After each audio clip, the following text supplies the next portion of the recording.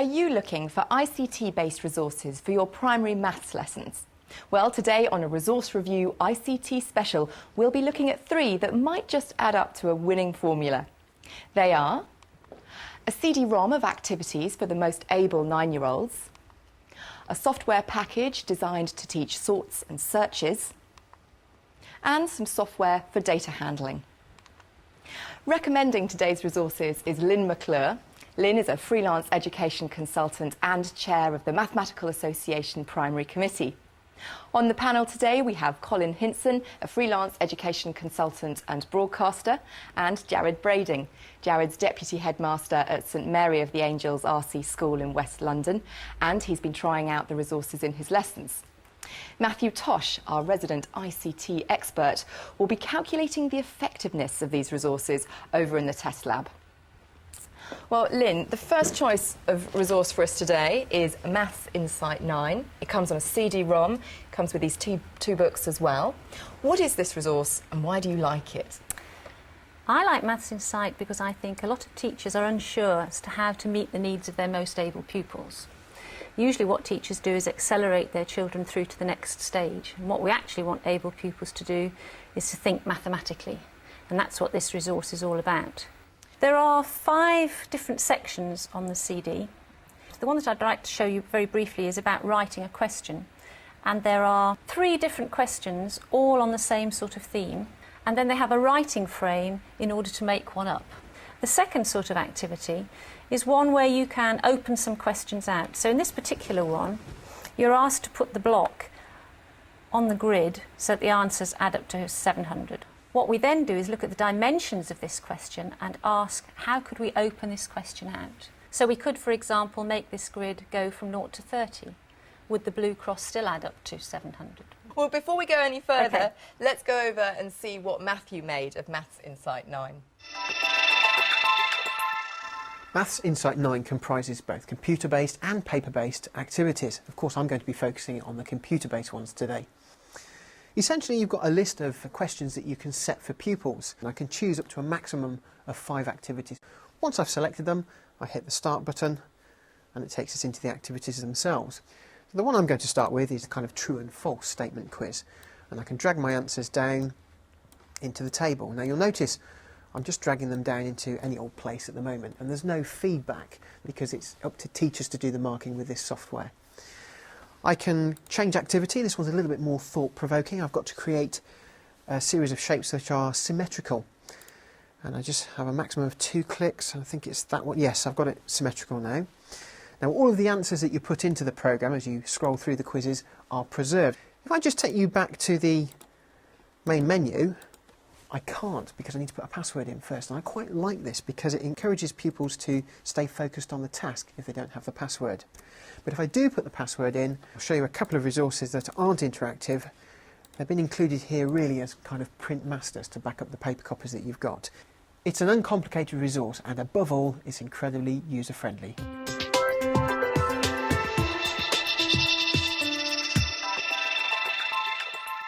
Well, let's now go to Jared, and you've actually tried this in your school. How did it go down? I used it with a small group of able children, and they really enjoyed it. It was very user-friendly, and to be fair, I did leave some of them on their own for a while, and they worked through the questions quite happily. But they really liked it. They found it very easy to use. They found the interactive questions very entertaining, and they enjoyed the programme. I didn't take it perhaps as far as Lynne mentioned about writing a question and moving them on as much as I could have done. And now having listened to Lynne, I could move them a lot further. So, I mean, there's much more to the programme than I used at the time. You can use it as an extension activity on your interactive whiteboard or something like that, where they can move on and you talk to them as a group. But it does need a bit of input to move the children on as far as you could. Absolutely. Which is sometimes quite difficult.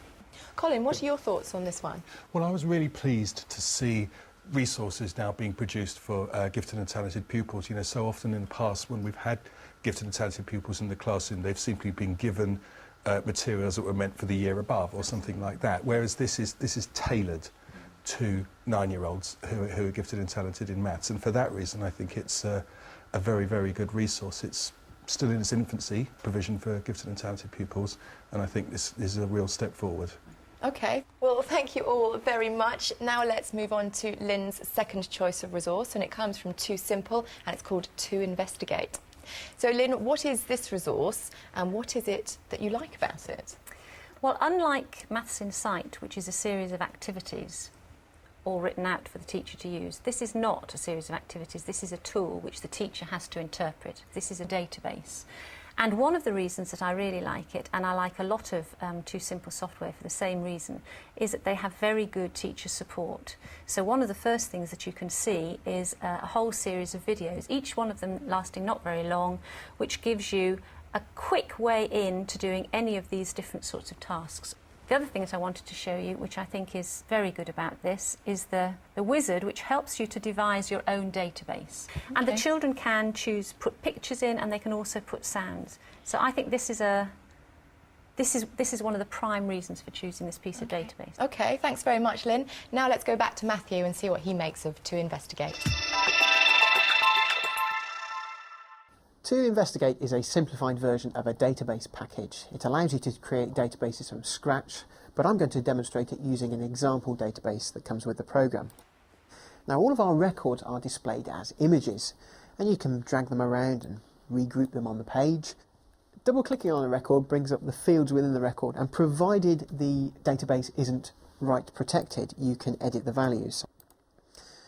Well, this card menu here allows you to add new records, delete them, and also design the records, and this is what you would use if you were creating a database from scratch. You can change the number of fields, you can have up to a maximum of 12, and you can edit each field as well. Of course, the true power of any database is the ability to search, and there are several ways of doing this. The first one is using the Find option here on the card menu. Now I'm going to do a search on the number of legs. Let's go for less than or equal to 6. And I'm going to chuck in another search term as well, just to make it a little bit more involved. Let's look at the name, includes the letter E. And we'll have a Venn diagram of all the results as well. So we'll click on OK, and you can see it's a really visual sorting process. And I can speed it up as well using our speed controls here. Off it goes. And there we have it, our finished results. Now you can also classify things according to the field, so you can group things together, and you can even report in the form of a graph. I'm just going to show you how quick it is to produce a graph. Just do a graph on habitats. There we have it. It's an incredibly user-friendly package.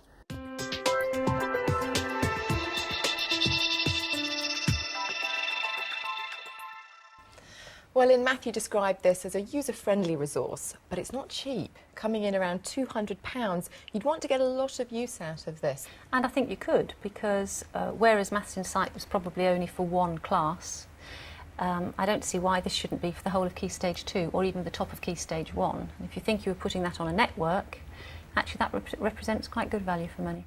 OK.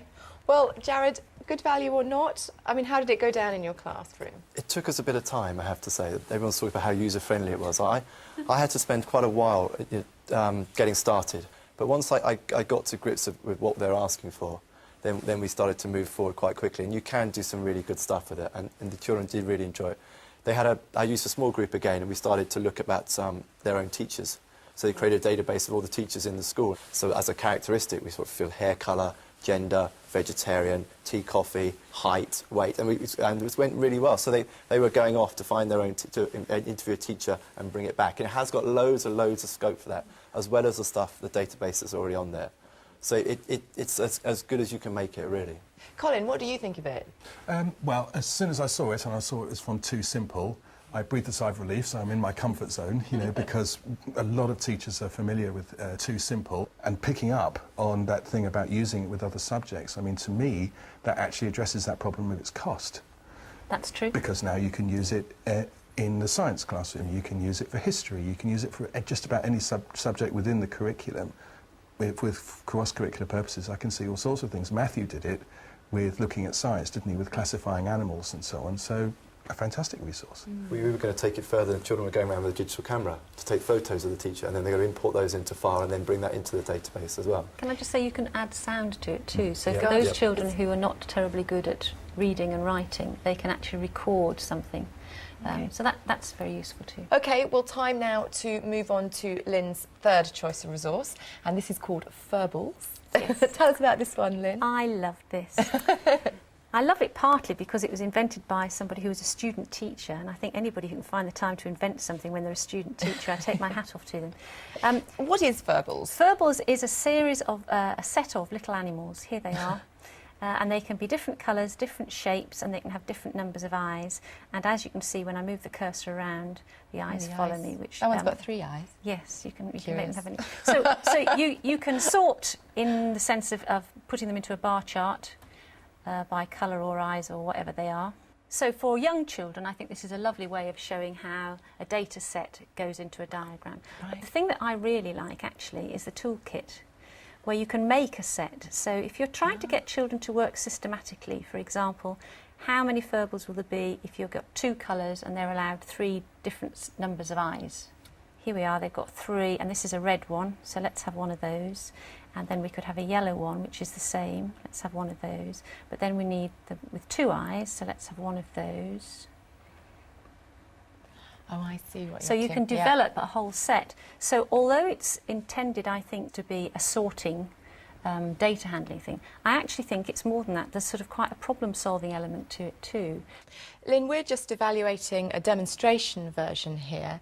By the time our programme is broadcast, it will be out in a full version, but by that stage it won't be cheap. It will be £250 for a full site licence. It will be more than this, but will it be worth it? Well, I certainly wouldn't pay £250 for this.